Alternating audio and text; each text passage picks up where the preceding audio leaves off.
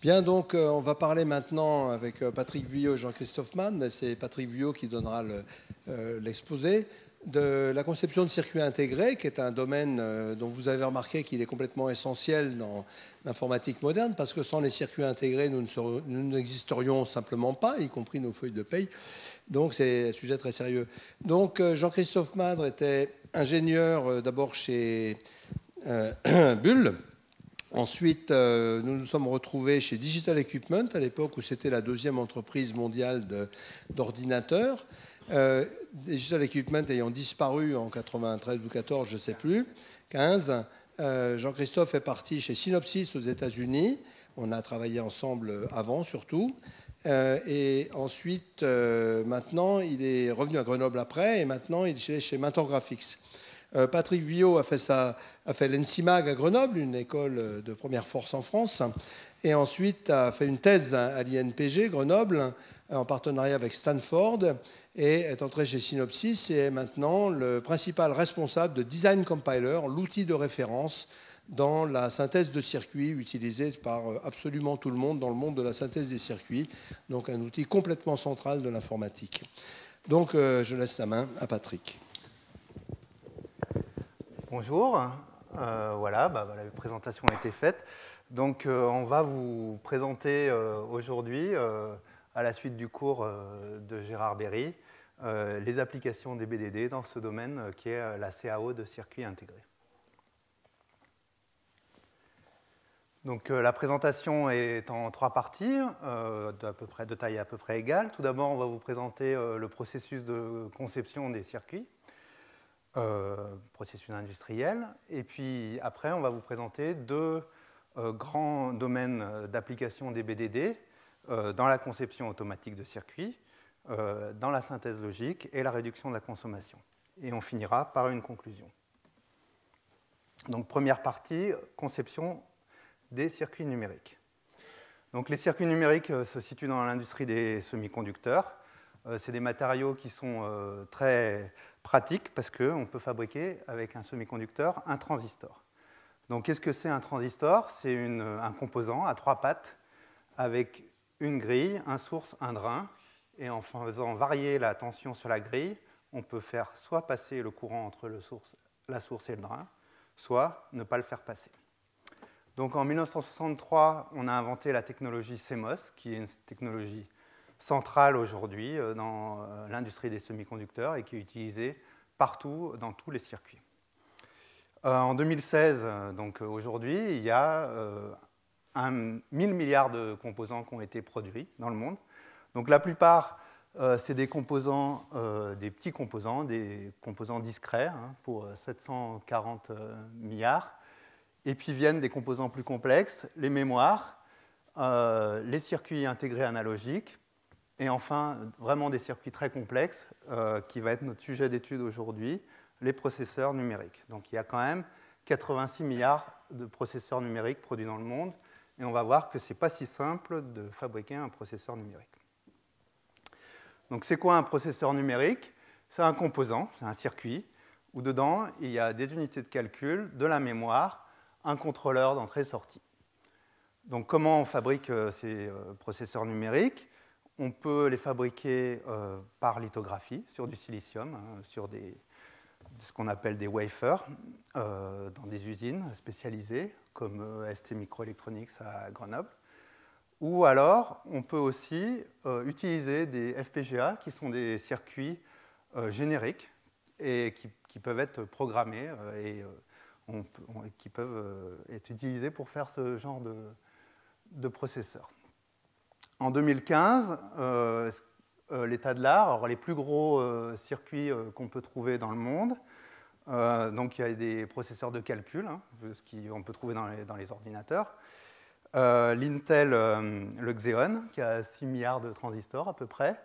L'IBM 8 Core, qu'on va montrer dans la slide suivante, qui a 4 milliards de transistors. Un champ essentiel, c'est les processeurs graphiques. Alors, au début, c'était juste pour faire du graphisme, pour faire des jeux. Puis maintenant, on fait toutes sortes d'applications intéressantes avec. L'état de l'art, par exemple, le Radeon R9, qui a quand même 9 milliards de transistors. dans le mobile. Hein, vous connaissez tous les téléphones mobiles, donc Apple, Qualcomm, donc des circuits un petit peu plus petits, mais tout aussi complexes. Plus petits parce qu'il faut qu'ils rentrent dans un téléphone. Et enfin, on a parlé un petit peu au-dessus, les circuits génériques, comme les FPGA, donc le Xilinx, celui-là, il a 20 milliards de transistors. Donc, avec cette échelle de nombre de transistors et des tailles de quelques centaines de millimètres carrés, forcément, les unités de mesure se situent dans les picos, les femtos, picowatts, et puis on a oublié picofarad aussi pour la capacitance. Donc, deux exemples de processeurs numériques. L'IBM Z3, hein, ici, qui fait 3 cm par 3 cm, qui est un processeur de calcul où on voit les différentes unités de calcul, hein, 8 corps, de la mémoire et des contrôleurs de mémoire et des contrôleurs d'entrée-sortie. Il faut voir qu'un circuit comme ça a plusieurs dizaines de milliers d'entrées-sorties. Un autre circuit qu'on pourra trouver plutôt dans des applications mobiles, c'est le Qualcomm. Donc ici, c'est beaucoup plus hétérogène. Ici, on a une unité de calcul. On va avoir une unité pour contrôler l'écran, l'USB, le modem. Donc plein d'unités différentes. Et tout ça sur 1 cm sur 1 cm. Donc on rappelle qu'ici, là-dedans, il y a 2 milliards de transistors. Donc, pour fabriquer ces machines à 2, voire 6 milliards de transistors, comment on va faire? Alors, pour ça, on va être obligé de faire certaines abstractions. Ce qu'on a, c'est une machine avec deux potentiels qu'on appelle V- et V+. Et à un moment donné, dans le circuit, on espère, on suppose qu'il y a un état stable et chaque fil sont soit à V+, soit à V-. Et les fils à V+, on va dire que c'est des 1 logiques, et les fils à V-, c'est des 0 logiques. Donc, par exemple, l'inverseur CMOS, donc c'est ce circuit-là, qui est composé de 2 transistors, ici et ici. Un transistor qui est commandé quand l'entrée vaut 1, et un transistor qui est commandé par l'entrée vaut 0. Donc, si on applique un potentiel plus 1 sur cette entrée ici, on va commander ce transistor, donc le transformer en un circuit passant, et celui-là qui est à commande à 0 va devenir un circuit ouvert. Donc le courant va passer d'ici à ici et va mettre la sortie au potentiel 0. Là, le courant ne passe pas, donc il n'y a pas de court-circuit. Inversement, si on met l'entrée de notre petit circuit à 0, on va avoir le courant qui va passer de là à là, et la sortie à 1. Donc, c'est un circuit élémentaire qui permet de faire une fonction logique, la fonction logique la plus simple, qui est l'inverseur. De la même manière, en utilisant 4 transistors, on va pouvoir construire un et logique et ainsi de suite. Donc, ça, c'est la première chose. La deuxième chose, pour que tous ces 0 et ces 1, on puisse les garder au moins un temps relativement court, on va faire un fonctionnement synchrone. C'est-à-dire que le circuit va avoir une horloge qui va pulser. On dit par exemple un circuit qui tourne à 3 GHz, l'horloge va passer de 0 à 1 3 milliards de fois par seconde. Et au moment où l'horloge, avant l'arrivée de l'horloge, on suppose que toutes les valeurs sont stables. Donc pour que ces abstractions marchent, il faut tout d'abord construire des circuits élémentaires qui marchent, hein, parce que si on n'avait pas mis les transistors comme ça, on pourrait très bien avoir une sortie qui se retrouve à une valeur complètement loufoque. Ou alors, et aussi, il faut que pour un fonctionnement synchrone, tous les calculs qui prennent un petit temps d'exécution soient faits avant le prochain cycle d'horloge. Donc pour information, le temps de traversée, le temps de calcul pour un inverseur comme ça, c'est 5 picosecondes à peu près. Donc une fois qu'on a réussi qu'on a fait cette abstraction, on va pouvoir dire maintenant notre circuit c'est des 0 et des 1, et nous on va s'intéresser qu'à calculer sur des 0 et des 1, et puis il y aura d'autres gens ou d'autres outils qui s'occuperont des problèmes électriques. Donc maintenant qu'on a fait cette petite introduction, on va vous montrer le processus de conception. Donc comment ça marche pour fabriquer un circuit? On part d'une spécification qui est donnée par des contraintes extérieures. On va construire un nouveau circuit. On va le décrire avec des outils qui s'appellent système C ou système Verilog, qui permettent de vérifier des systèmes. Il va y avoir des concepteurs de circuits, des gens dont c'est le métier, des équipes entières, qui vont, à partir de ces spécifications, donner des contraintes. Donc les contraintes, c'est la période d'horloge. Un circuit fonctionne à 3 GHz, 2 GHz, et puis une consommation maximum et une surface maximum. Et à partir de ces spécifications, ils vont écrire l'architecture du circuit. Donc pour ça, ils vont utiliser un langage qu'on appelle un langage RTL. Donc les deux plus connus sont Verilog et VHDL. Et ce langage est spécifique à la conception de circuits.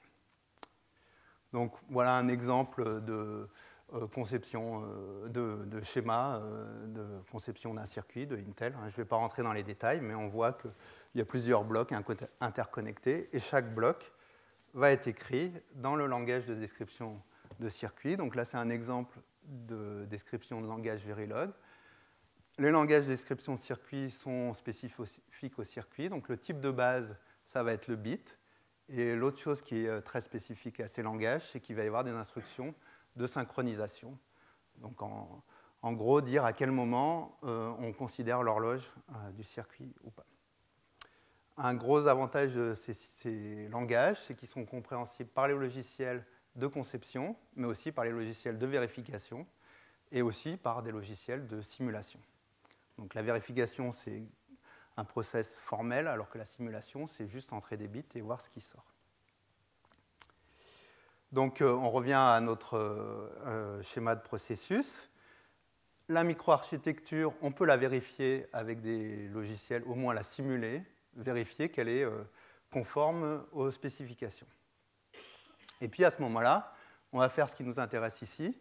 Aujourd'hui, on va compiler ce circuit. Donc là, le concepteur a écrit son circuit dans un langage RTL et utilise un outil de compilation pour fabriquer son circuit. Et là, le processus est complètement automatique. Et à la sortie de cet outil de compilation, il a un circuit. Son circuit qui est décrit symboliquement, forcément, ce n'est pas un vrai circuit. Alors voilà l'exemple d'un circuit. Donc là, c'est un circuit qui a à peu près 1 millier de portes. Donc vous voyez comme c'est compliqué pour 1000 portes, vous imaginez pour 1 milliard. Donc c'est un peu pour ça qu'on s'en remet à la machine. Donc une fois qu'il a fait ce circuit, il utilise des logiciels de preuve formelle, on en a parlé à la présentation d'avant, pour vérifier que ce circuit marche. Donc c'est très important parce que dans la conception de circuit, on ne fait jamais rien si on ne peut pas vérifier que ça marche de manière formelle. Donc la description RTL, toute la compilation du circuit, on ne fait que des transformations qui vont pouvoir être vérifiables par l'outil de vérification. Donc la vérification, c'est tout un autre domaine. Nous, on va parler de conception aujourd'hui. Puis une fois qu'il a fait ce circuit, il va pouvoir le graver, donc fabriquer un réel objet circuit, soit en faisant un fichier GDS2 qui décrit les matériaux, soit en configurant un FPGA. Donc là, un exemple de fichier GDS2 qui décrit l'implémentation d'une porte NAND ou l'implémentation d'une bascule D. Donc là, ça devient relativement complexe, parce qu'on a des matériaux mis en jeu. On voit bien que là, c'est la description de seulement 4 transistors. Donc vous imaginez la taille du fichier pour plusieurs milliards. Donc nous, aujourd'hui, on va parler de cette phase qui est la compilation des circuits. Donc un logiciel de compilation de circuits numériques, donc sur lequel nous on travaille, comment ça se passe? L'utilisateur, le concepteur qui est notre utilisateur, a écrit un source RTL. Il y a une première phase qui s'appelle l'élaboration, qui transforme ce source RTL, dont les types unitaires sont des bits, en un réseau logique. Donc un réseau logique, il contient des éléments de circuit qui sont des ports, des registres, des mémoires, mais aussi des expressions booléennes qui correspondent à ces bits, donc des fonctions booléennes. À partir de ce réseau logique, on va faire ce qu'on appelle de la synthèse logique, c'est-à-dire transformer ce réseau logique dans ce qu'on appelle un circuit logique. Donc un circuit logique, c'est un petit peu différent parce que là, on n'a plus de fonctions, mais on a des composants, on va dire, élémentaires. Donc ces composants élémentaires, c'est ce qu'on appelle des portes logiques. Ça vient de bibliothèques, de composants qui sont distribués par les constructeurs de circuits. Donc ces portes logiques, ça peut être des et, des ou, des choses un petit peu plus compliquées, mais jamais plus de 3 ou 4 entrées. À ce moment-là, on a un circuit logique, c'est encore loin du physique, mais on peut faire une estimation de sa surface et de sa fréquence d'horloge, et on va pouvoir faire aussi des optimisations sur circuit. Et puis une fois ce circuit logique, une fois qu'il répond aux contraintes, il y a une passe de placement-routage et on arrive à un circuit physique GDS2 qu'on vous avait montré plus tôt. Voilà, donc on vous a présenté le flow de conception. Maintenant, on va rentrer un peu dans le vif du sujet et parler de synthèse logique. Donc, qu'est-ce que c'est la synthèse logique? On vous rappelle, on avait un circuit qui est décrit avec des fonctions booléennes, des expressions booléennes. Et on veut arriver à un circuit qui est un circuit logique avec des portes logiques. Donc on distingue 3 passes. La première, c'est la simplification des expressions, qui garde les expressions telles quelles, mais qui va les faire un petit peu plus petites pour qu'elles prennent moins de place. La deuxième, c'est la factorisation des expressions. Donc on va essayer de partager les expressions entre elles. Et la troisième, c'est la génération de portes logiques.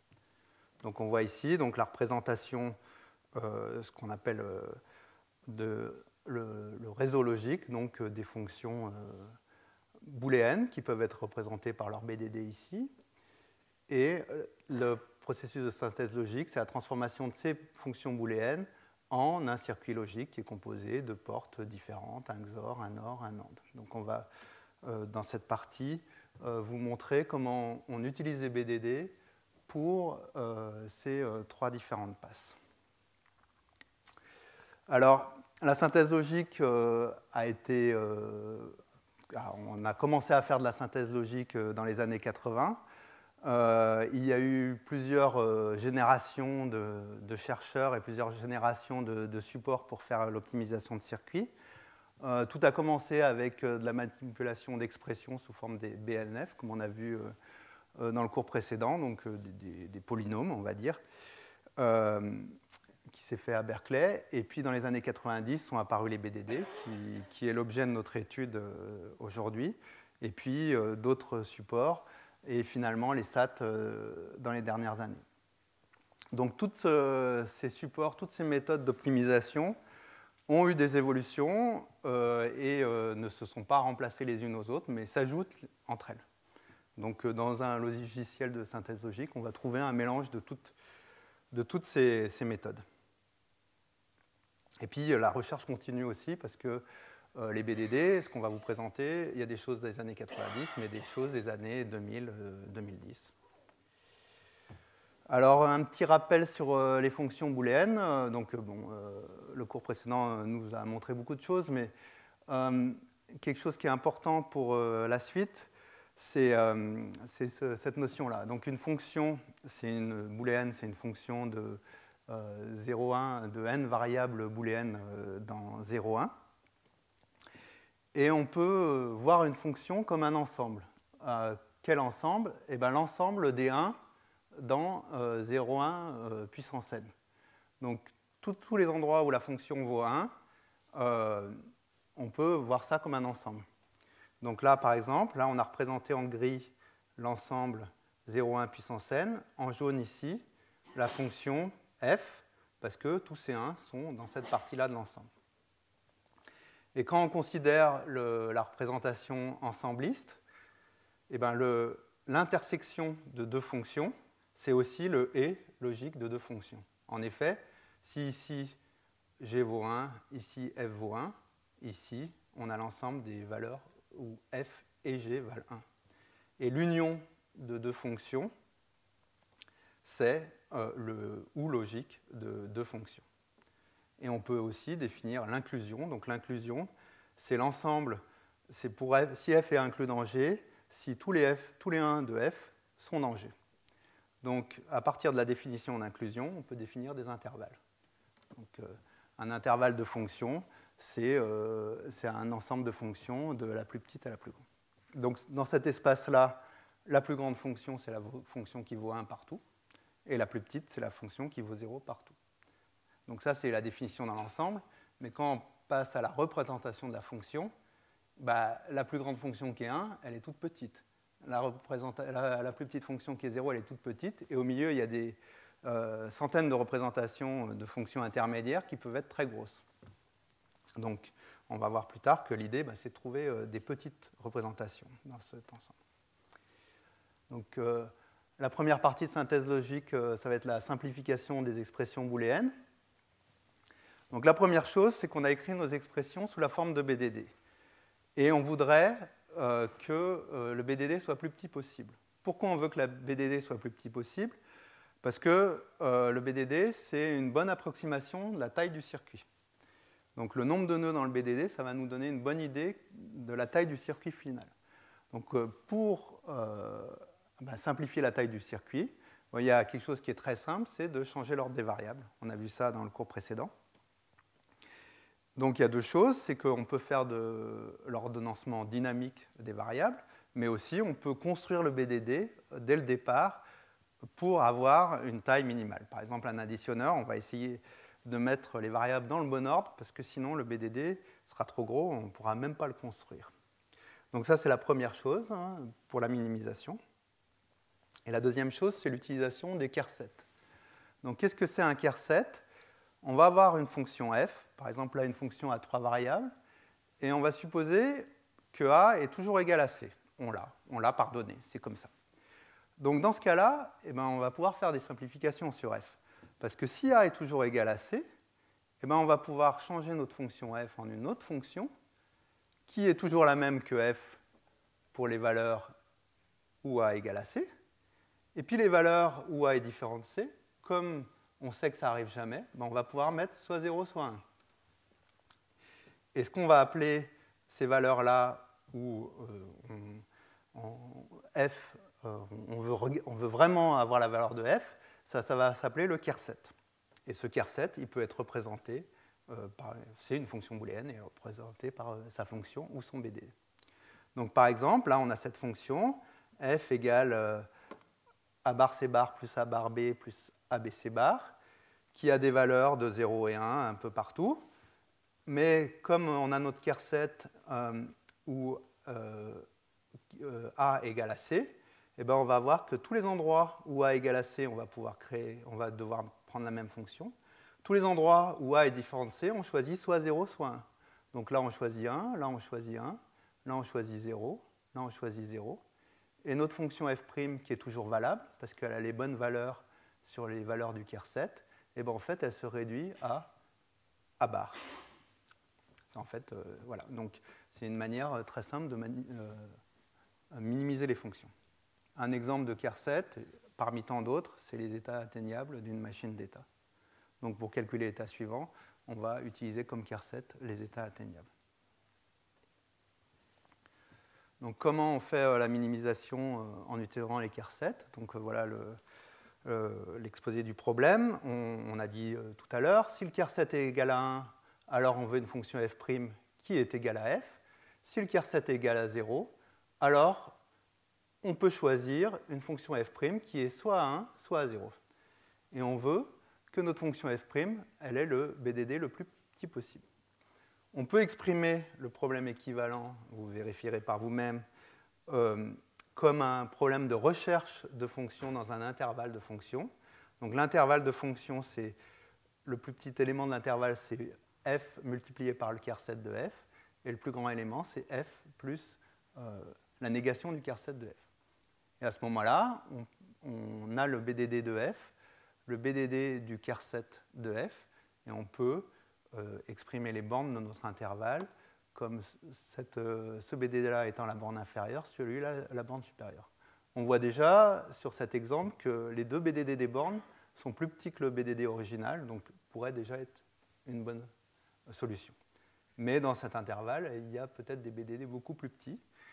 Donc la recherche d'une solution dans cet intervalle, c'est un problème NP complet, comme beaucoup de problèmes de résolution dans les BDD.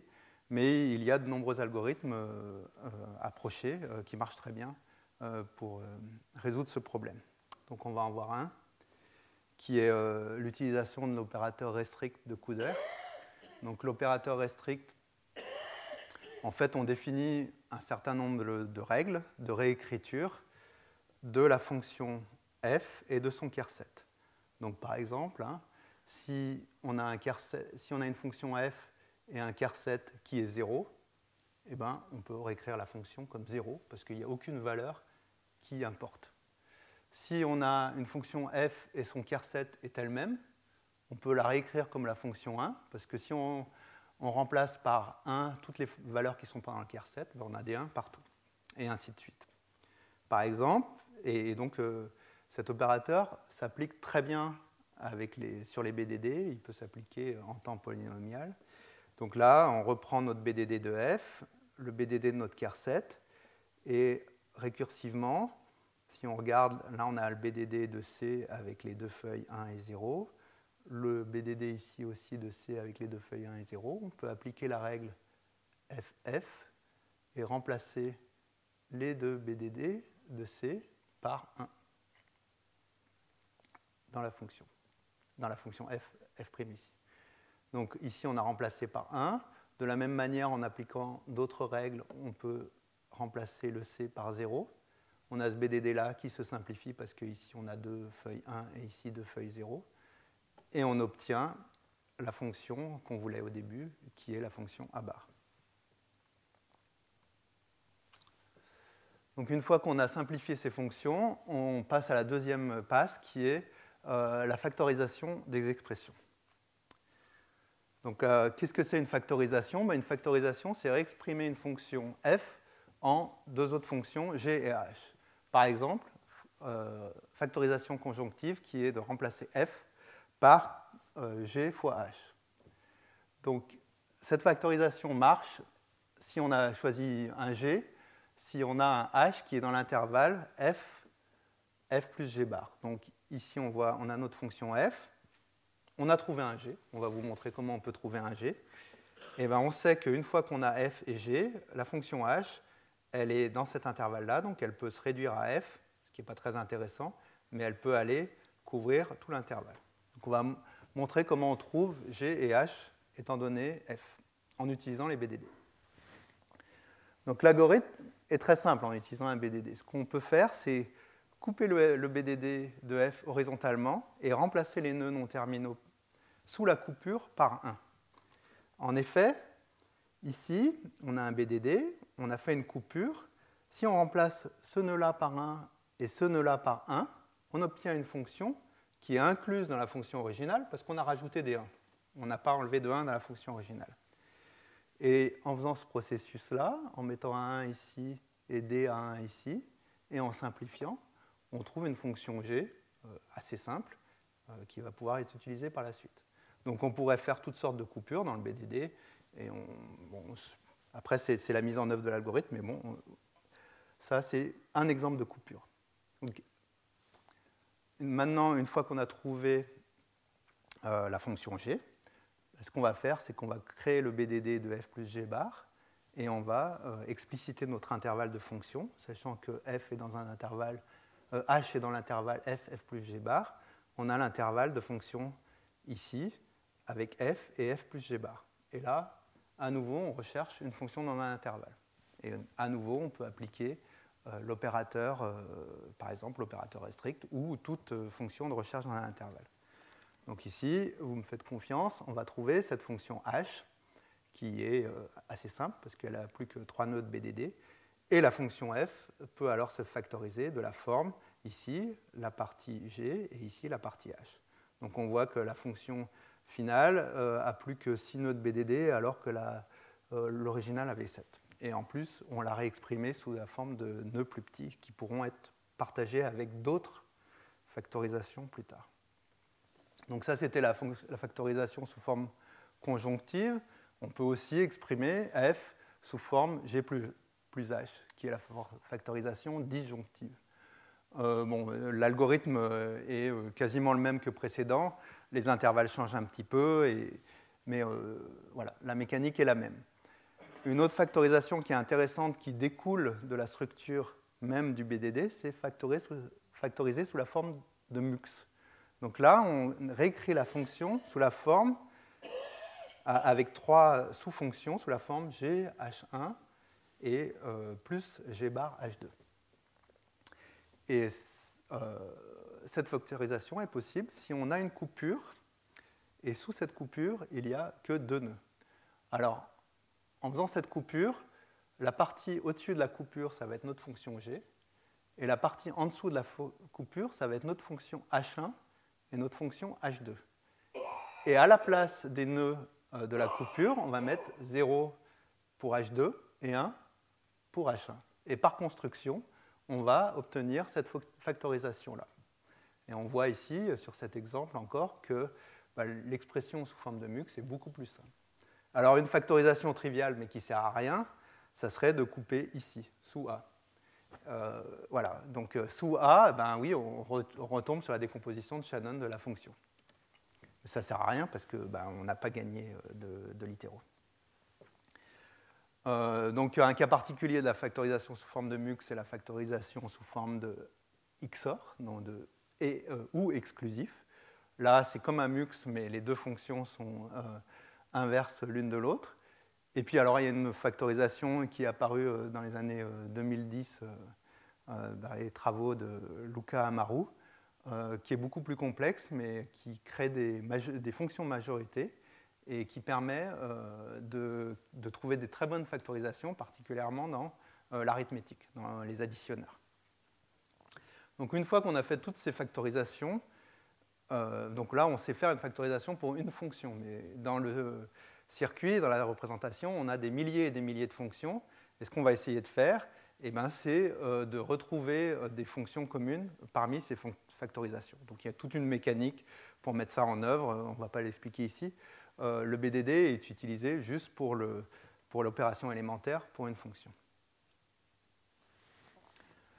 Donc la troisième partie dans la synthèse logique, ça va être la génération des portes logiques.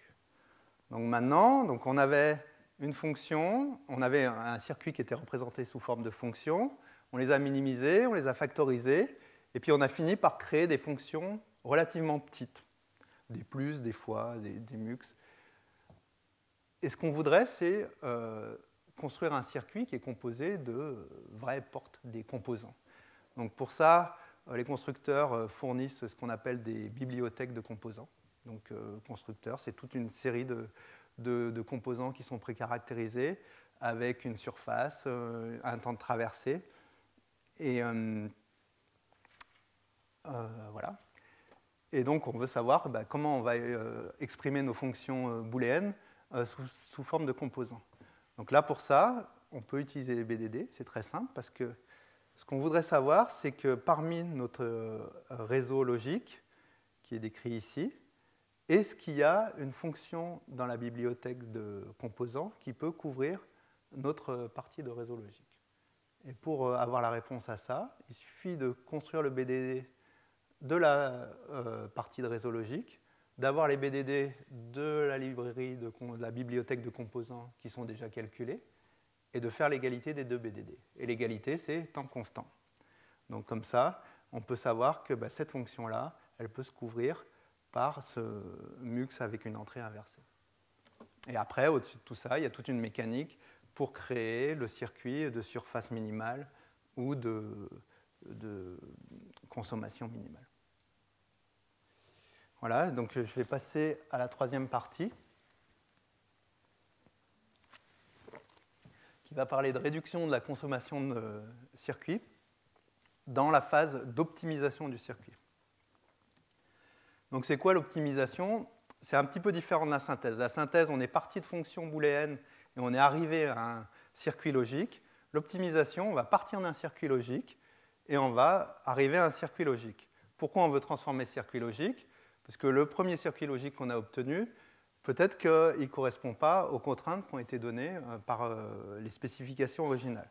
Donc ce circuit logique, on a vu, on peut calculer son temps de calcul, on peut calculer sa surface et sa consommation. On va comparer ces métriques aux contraintes et on va essayer de le transformer petit à petit pour obtenir ces contraintes. Ou alors, une fois qu'on a fait un certain nombre de transformations, dire bah, c'est pas possible, et puis le concepteur doit réécrire son RTL. Donc les types d'optimisation, il y a un type qui s'appelle la resynthèse. Donc on reprend une partie de circuit et on recrée le processus de synthèse logique. Donc on peut resynthétiser la partie séquentielle, on va en parler dans cet exposé, ou la partie combinatoire. Alors là, on recrée un BDD, on recrée les choses, on refait de la factorisation et on essaye de faire mieux et plus petit. D'autres types d'optimisation qui n'utilisent pas les BDD, qui utilisent des algorithmes complètement différents, mais qui sont intéressantes à montrer ici, c'est ce qu'on appelle le gate sizing. Donc on a notre circuit avec des portes, et on va juste remplacer les portes par des portes équivalentes, mais qui sont différentes, qui ont des caractéristiques différentes. Donc des portes qui vont plus vite à certains endroits, des portes plus petites à d'autres endroits, des portes qui consomment moins. Et puis le buffering, qui est juste l'ajout de ce qu'on appelle des buffers, donc des portes qui n'ont pas de fonction, enfin qui ont la fonction f égale a, pour aller plus vite. Donc c'est juste une opération électrique, mais qui peut être utile pour répartir les charges. Donc dans cette phase d'optimisation, nous, on va illustrer l'utilisation des BDD dans la réduction de consommation des circuits. Pourquoi on veut réduire la consommation des circuits? Alors dans tout ce qui est application mobile, eh c'est principalement le temps de cycle de batterie. Vous voulez que votre téléphone il dure le plus longtemps possible. Mais aussi dans toutes les applications non mobiles, on veut diminuer la consommation parce qu'un circuit, ça dissipe de la chaleur et ça pose des problèmes de consommation d'électrique, de consommation de ventilation et tout ça. Donc, moins on consomme, même dans des circuits branchés sur le secteur, mieux c'est. On distingue deux types de consommation. La première, c'est la statique, donc c'est ce qu'on appelle les fuites. Donc chaque transistor fuit un petit peu, et le circuit fuit proportionnellement au nombre de transistors. Et l'autre consommation, c'est la consommation dynamique. Alors celle-là, elle est liée à la commutation. Si le circuit ne fait rien, pas de consommation dynamique. Et dès qu'il commence à calculer, il y a de la consommation dynamique. Comment on peut réduire cette consommation? Il y a plusieurs leviers. On distingue 3 leviers différents. Premier levier, c'est le levier technologique. Donc on va essayer de trouver une technologie qui va permettre de réduire la consommation. La tension de fonctionnement. La consommation, elle est proportionnelle au carré de la tension de fonctionnement. Donc, en réduisant la tension de fonctionnement, on réduit la consommation. Il y a 20 ans, on faisait des circuits qui tournaient à 5 volts. Aujourd'hui, les circuits ils tournent à 1 volt. Donc, on a gagné un facteur 25 sur la consommation des circuits, rien qu'en diminuant l'alimentation de ces circuits. Et l'autre possibilité, c'est de jouer sur la taille des transistors. Plus les transistors sont petits, moins ils fuient, parce que la fuite, elle est proportionnelle à la taille. Et aussi, il y a certains types de transistors, comme SOI, qui est Silicon on Insulator, qui permettent de consommer moins. Deuxième technique de réduction, c'est l'architecture. C'est des choses qui sont connues même du grand public, parce que votre téléphone il va se mettre en veille au bout d'un petit moment, et là, il va consommer beaucoup moins. Il ne va plus commuter. S'il est allumé, il continue à commuter. Ou alors une partie du circuit. Bon, ça se voit moins. Mais par exemple, le contrôleur de votre port USB, il ne va pas consommer tant que vous ne branchez pas votre port USB. Donc, pour les techniques architecturales, l'utilisateur du circuit ou de l'appareil, il accepte une certaine perte de performance. Il faut quelques microsecondes pour que le circuit se réveille. Nous, on va parler de techniques où l'utilisateur ne voit rien. En fait, et même de manière formelle, on va faire exactement le même circuit, mais qui consomme moins. Alors, encore, là, on ne va pas en parler, mais pour la consommation statique, on peut réduire les fuites en réduisant la surface, en changeant des portes qui consomment moins. Et pour la commutation, on va beaucoup jouer sur la partie séquentielle, et on va en parler dans cette partie, et on va montrer comment on utilise les BDD pour ça. Donc, qu'est-ce que c'est un circuit? Un circuit, c'est des registres et des portes combinatoires. Les registres, c'est pour stocker de manière très temporaire les données, mais pour les rendre stables, et les portes combinatoires, c'est pour faire le calcul. Qu'est-ce qui se passe dans les deux parties?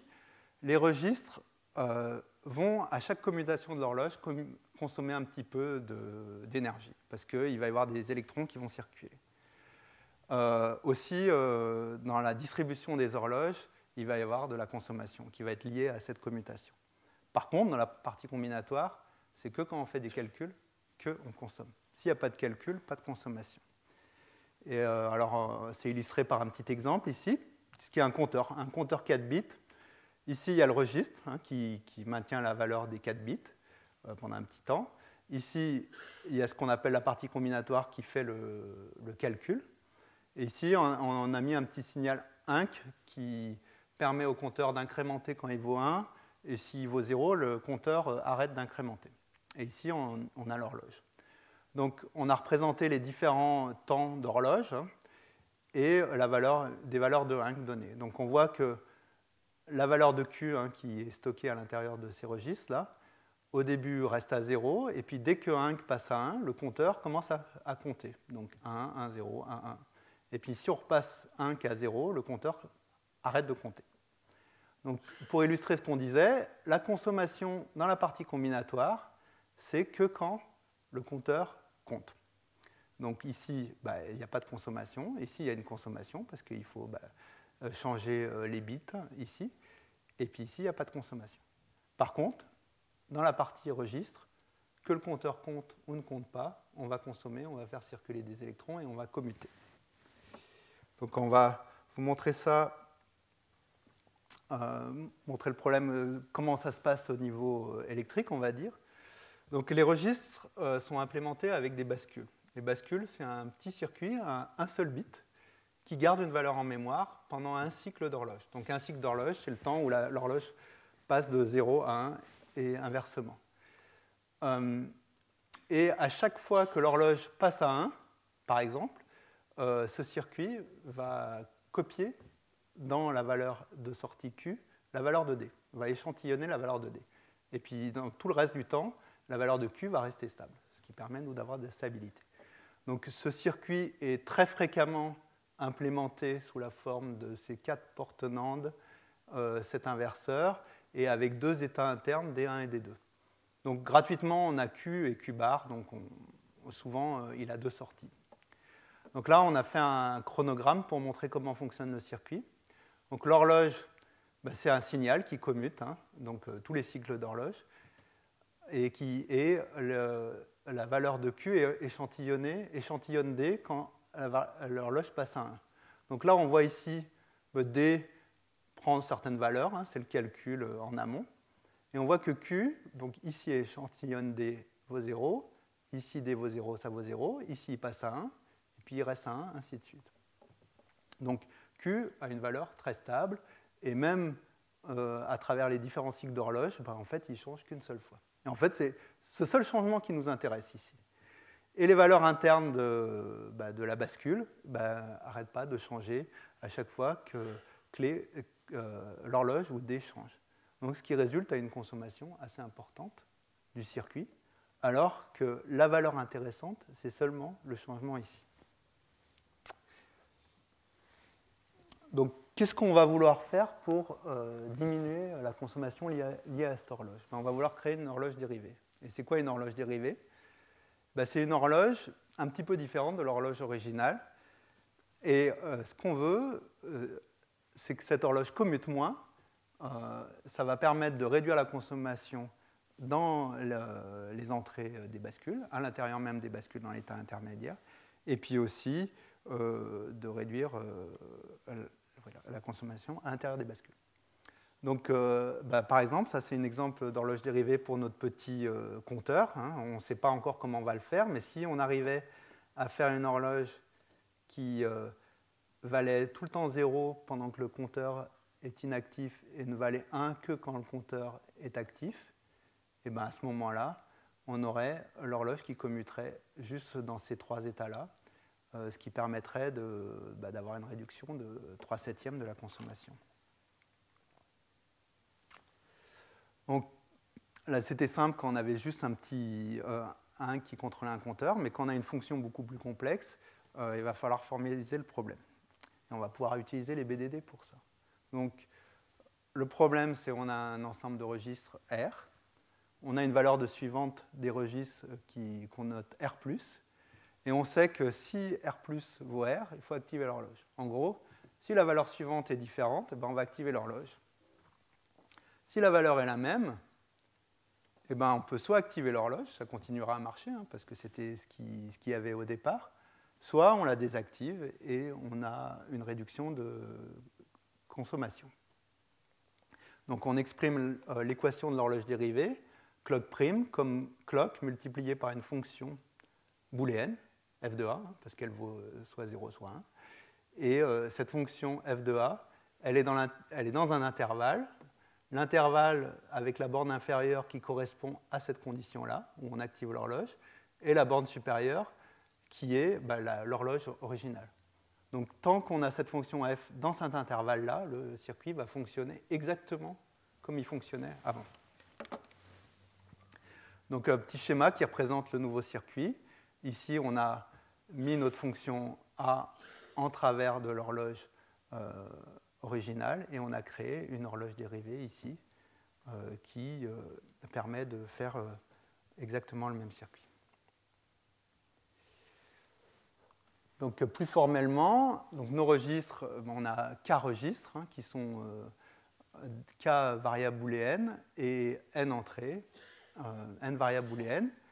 On a notre état suivant R+, enfin notre valeur suivante de registre R+, qui est donnée par une fonction qu'on appelle delta, qui peut être représentée par son BDD. Et donc, on peut exprimer la fonction d'activation comme une formule sur delta. Donc, la fonction, c'est delta de R et de X est différent de R, qui s'exprime au niveau bit par cette expression ici. Et en ayant le BDD de delta, enfin c'est plutôt delta I hein, pour chaque bit du registre, on peut calculer le BDD de A très simplement en utilisant des opérateurs classiques de BDD. La complexité, ça se calcule rapidement. En plus, comme on avait dit avant, le BDD donne une bonne idée de la taille du circuit final. Donc la taille du BDD de A, il va nous donner une bande supérieure de la taille du circuit de dérivation. Parce qu'en effet, le circuit de dérivation, il va avoir une taille, une consommation, et on ne veut pas qu'il soit trop gros non plus. Donc, ce circuit de dérivation, il est synthétisé de manière indépendante. Hein, c'est une fonction booléenne, on peut le synthétiser, et on peut construire un nouveau circuit. On construit un circuit pour ça. Donc, comment on fait? On synthétise le circuit, on le combine avec l'horloge. Ici, on a montré, c'est de la documentation technique hein, de Synopsys qui montre comment on fait. Alors ici, c'est très simple, FA se réduit au signal enable qu'il y a ici.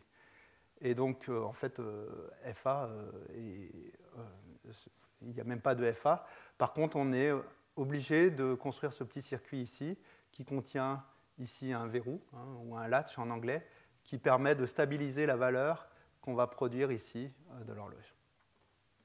Et ici, il y a le symbole ICG qui veut dire Integrated Clock Gating. Le clock gating, c'est le nom anglais de tout ce processus. Alors, comment on va choisir FA? Alors, FA, d'un côté, on gagne quelque chose. Qu'est-ce qu'on gagne? On gagne la commutation sur notre nouvelle horloge. Mais d'un autre côté, on perd quelque chose parce qu'on va créer un circuit de dérivation qui consomme. Donc, ça nous coûte. Donc, le gain pour une fonction donnée, FA, c'est le gain sur notre horloge dérivée, moins le coût de notre circuit de dérivation. Donc, alors, le gain sur l'horloge dérivée, qu'est-ce que c'est? Eh bien, en fait, c'est le nombre de zéros qu'il y a dans f de a. Plus f de a sera à 0, plus on va gagner. Si f de a était complètement à 0, ben, l'horloge ne commuterait plus et on gagnerait beaucoup. Et puis, c'est à multiplier par le nombre de registres aussi. Et le coût, ben, on va dire que c'est la taille du BDD de FA. C'est une bonne approximation. Donc, le problème, c'est trouver FA dans l'intervalle qui est autorisé, donc A1, et qui maximise le gain de FA. Donc, trouver FA dans un intervalle, ben, ça vous rappelle quelque chose. C'est toujours le même problème de parcourir l'intervalle et de trouver la bonne fonction.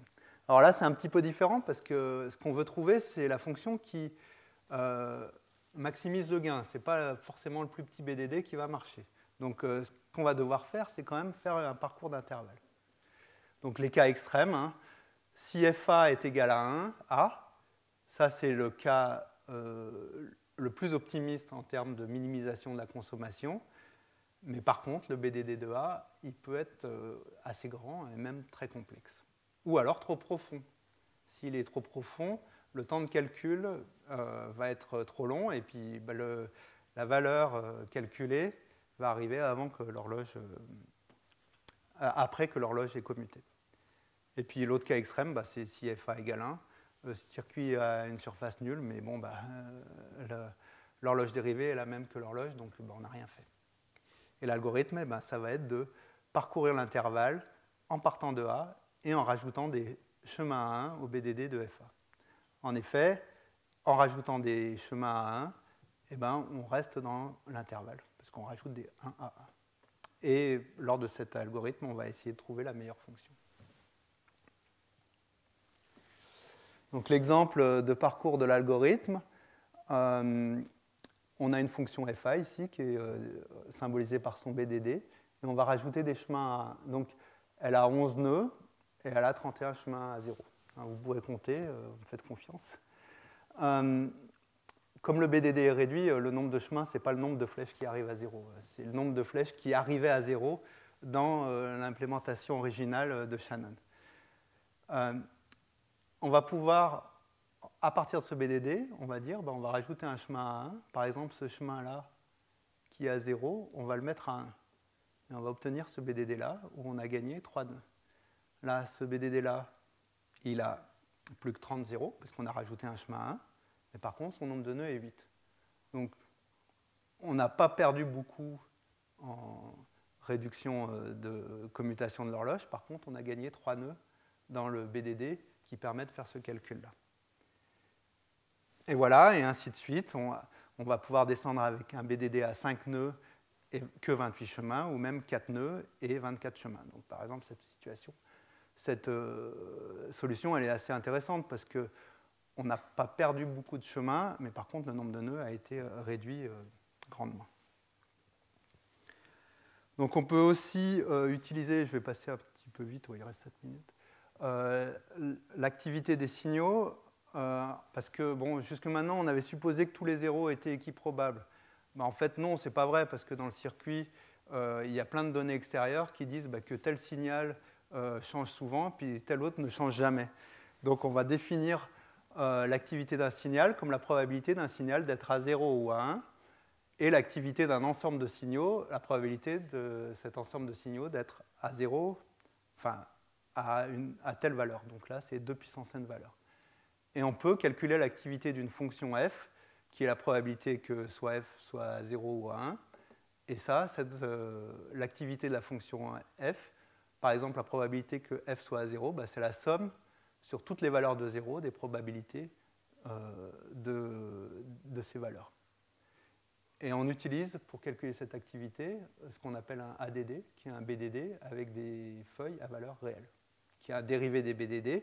Donc, ils sont un peu plus complexes parce qu'il y a plus de valeurs, il n'y a pas que 0 et 1, mais on peut faire quasiment toutes les mêmes opérations sur ces ADD. Et puis on peut multiplier un ADD par un BDD. Donc c'est assez intéressant. On peut aussi cacher les opérations, on peut faire plein de choses.